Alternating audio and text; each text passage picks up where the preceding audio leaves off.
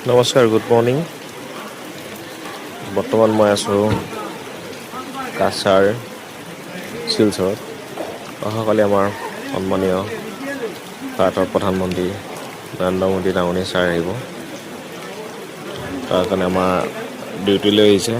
বৰ্তমান আজি ব্ৰিফিং আছে আৰু ৰিহাৰ্চলো আছে।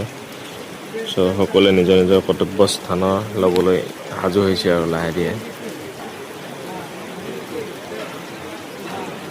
বহু দূৰ দূৰণিৰ ডিষ্ট্ৰিক্টৰ পৰা আহিছে। মই আহিছোঁ নগাঁও ডিষ্ট্ৰিক্টৰ পৰা।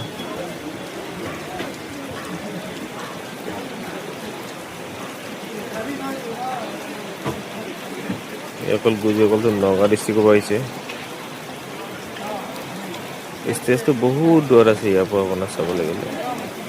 এইখন ডাঙৰ বজাৰ পৰা এইখন এনেকুৱা চাইডত আছে। ভিডিঅ'টো আজি ইমানতে সামৰিছোঁ। যদি ভিডিঅ' ভাল লাগে লাইক কৰিব আৰু মোক ফ'ল' কৰিব।